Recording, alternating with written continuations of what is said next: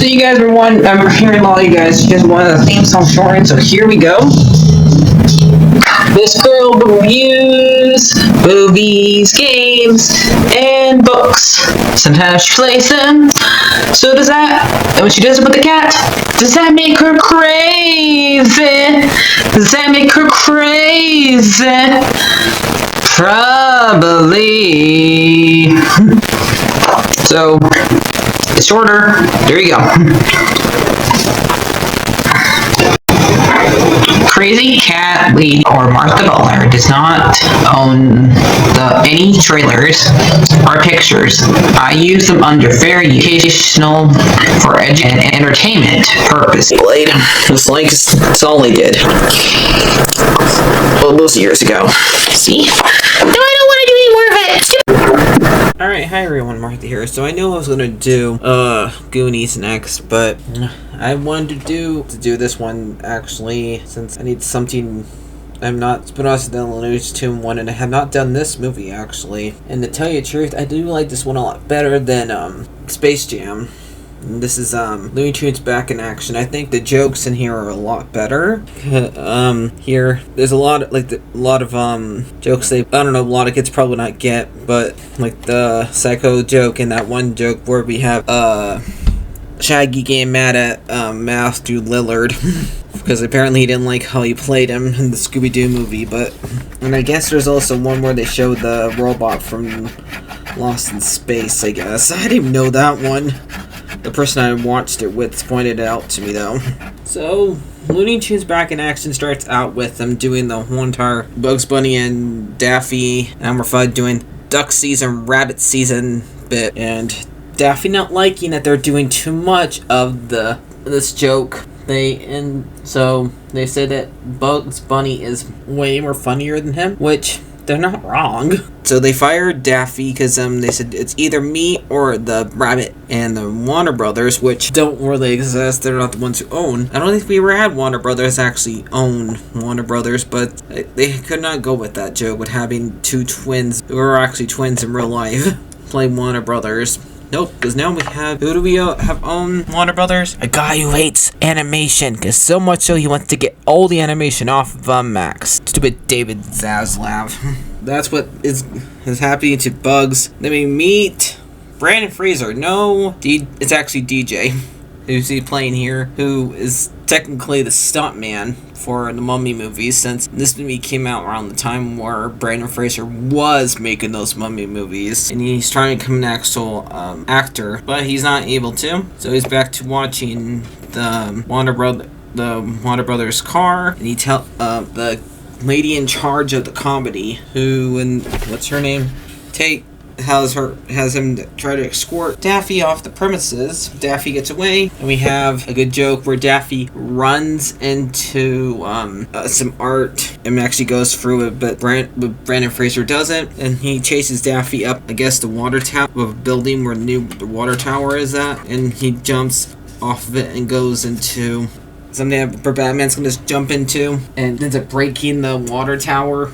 They could have done the whole entire Animaniacs joke right there, but okay. And instead they do a, hey, I found Nemo joke with Bugs Bunny. And he's getting fired, and this is when we have the joke, I think, where we see that they're telling Porky get rid of the stutter, and we see Shaggy getting mad at Shaggy. Well, Matthew Lillard, but he plays Shaggy. And in the background, you can see that, hello, my honey, hello, my ragdoll. Well, Frank Foul World, then the press softball, then my heart's on fire, frog. So, doing that song, and then Bugs starts dressed as a girl, because he's trying to figure out how do we deal with this whole entire movie with Bugs, with Daffy. He says we need to hire him back, because we can't do these jokes without him. The rabbit season, the duck season will not work without him. So he wants to get him back. Daffy follows Brendan Fraser to his dad's house, who is played by Timothy Dalton, who I guess is playing like a rip of James Bond. For some reason, actual royal spy in this, and his dad's an actual spy. And he had to go and try to find the blue monkey, and Daffy wants to find it so you can take credit and be the actual hero instead of Bugs being the hero all the time. And so they end up taking take Brendan Fraser's car. That's actually his thing they used to drive around delivering pizzas in. Daffy thinks it's the spy car, but nope, it's not. Instead, the one that was actually brought out afterwards was the actual spy car. Then we have Daffy Bugs tries calling Daffy and asks him to come back because I think I can get you your job back. After they did that little joke, try to do the rabbit duck season without Daffy, which didn't work. And then Warner Brothers get mad at Kay and tell her to go get back Daffy. And they do this silly psycho joke, which I don't think kids would get that joke. I don't think they get that joke anymore. Psycho's not play as much as he used to. And they go after Bugs and Daffy and Brendan Fraser by using the actual one, by asking the spy car to go to Las Vegas, and they do the Viva Las Vegas sung by Elvis. And we find that Bugs, and then we see Steve Martin, who is the bad guy in this, and which is pretty good. I think he does a little bit too hammy, if you ask me, but I think he's having a lot of fun being this role of the bad guy, and he's in charge of the Acme Corporation. For you guys who don't know, the Acme Corporation is the one that delivers the stuff to Wile E. Coyote when he's trying to catch the Roadrunner. And so he wants to rule the world, of course, by turning everybody into monkeys using the blue monkey, and that's what Timmy Dalton's trying to stop him from doing. And we find out that Yosemite Sam is the one that's running, and I guess Foghorn Leghorn is there too, running Las Vegas. You're going to have anybody be greedy, it's going to be Yosemite Sam. And they talk to Dusty, one who wrote the songs for Timmy Dalton character in this, and they ask her for help, and you find out that she's a spy too, and she gives Brandon the card, the Queen of Diamonds card that has on the Mona Lisa's picture on there, which they don't figure it out until later that it's on there. And they outsmarting Sam a couple of times and have Foghorn hit him because he asked him, "Hit me!" They end up Bugs and Kay come there, and they find out that that's the actual spy car. Daffy does, and we have his whole entire mother joke. When he gets scared a couple times, he says mother. Daffy does, and it takes him to a lady played by Joan. They go to the middle of the desert where they have a Walmart joke, and we see Wile trying to catch them by using a rocket, but as usual, Wile can't catch diddly squat except for him getting blown up. I'm never going to stop feeling sorry for that coyote. Never. Give me my Wile Kite versus Acme movie. They end up going north and find out where this mother character is. And it's basically Area 51. No, it's Area 52. They even do that joke. And they have a lot of like alien stuff references here. They have the dialects from Doctor Who. They have Roger from Lost in Space. They have the brain swapper, the brain swapper ones there. The brain plan, or the Planets of the Body Snatchers jokes there too. There's a lot of jokes that have to do with older space stuff that has aliens in there here. And they even have like Peter, what's his name? I just know him from Seventh Heaven. But where is he? He's not one of these guys pick. We got Peter, played by Peter Graves, who I think did a space show. I don't remember which one, but let's see what space show. It says Killer from Space. That's not what I was looking for, but okay. But I remember him doing like stuff on TV where he's like a host or stuff that had to do with space. But yeah, and then Marvin the Martians there, you stop trying to use a lot of the stuff from the other out there from other TV shows, and he brings out the dialects, so exterminate, and they end up stopping them, but they end up finding out the card is actually meant to help them, and that's when they realize it's Mona Lisa, and they go to France. They end up find out that the Mona Lisa is just a map, basically. You watched, I know this is probably before that, but it's kind of reminds me of National Treasure, how they put a map on top of the Declaration of Independence in that movie. So yeah, and then we see Elmer Fudd there, and we find out that Elmer is secretly evil. Like, oh really, you think Elmer, the one who tries to kill Bugs Bunny all the time, is secretly evil? Like, okay.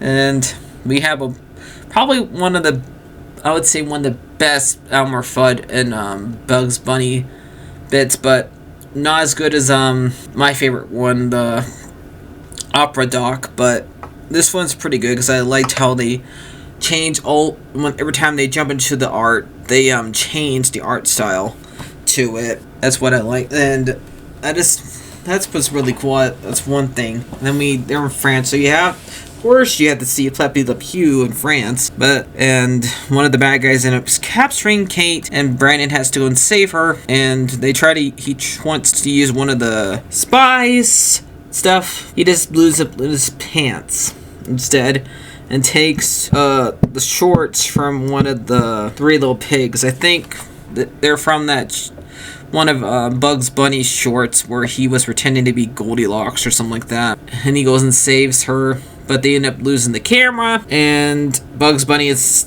keeps the card away from Elmer. And we did have a good bit earlier where poor Wiley has to end up almost breaking everything, and so they have beaten Sam, they beaten Marvin, they beaten Wiley, and they beaten Elmer. So that leaves Taz, which Taz doesn't really do much in this, but he doesn't even get to attack them. So, but okay. They do a whole bit where they go to like some jungle place or forest. We have Granny, Sylvester, and Tweety. They're actually guys as the chairman and one of the bad guys and Taz. And they do Michael Jordan cameo because since Space Jam ever happened, they had to keep on doing a cameo. At least he actually showed up, unlike, I just think it's just a scene from him. So it's not really him. Because in the dumb Looney Tunes, the dumb Space Jam 2, they got Michael B. Jordan as a joke instead. But nope. And then poor Brendan Fraser gets turned into a monkey for a little bit and gets turned back by Daffy, and then it get teleported to the bad guys, and they have to save his dad from Wiley having a lot of fun, and they give the blue monkey to Marvin, who ends up having like a Star Wars joke / Duck Dodgers in the 21st century. And every time Daffy says it, he blows up. He says, not to say the name eventually.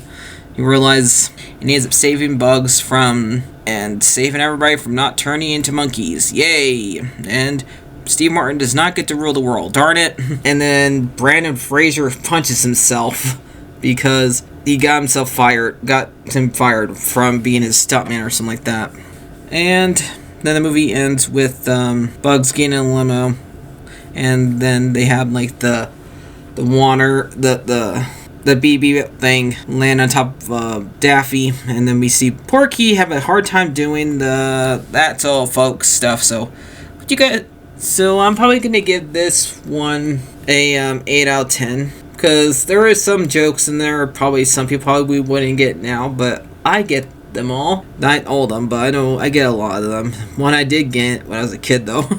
The one time exterminate joke, but I did get a lot of them. So I already told you guys which one did I not name, because one of the actors in here is now sadly passed away. The one who plays Daffy and Bugs in here, Joe Lasky, who took over I guess for Mel Blanc when he passed away. And we got Billy West playing Elmer Fudd here too. And let's see if there's anybody else. Well, let's find out who directed this. Okay, Joe Brendan is director of this. So at least we're still gonna get the day the Earth blew up sometime, hopefully, to watch. But I don't think we get it. Don't we get it sometime in February? But else, yep. So I'll see you guys later. Like, favorite, subscribe, and definitely we're gonna review the Goonies next, unless I think of something else. But eventually. So bye bye. Like, favorite, and subscribe, because I know a lot of you guys are not subscribed. The BBB. That's all, folks. Bye bye.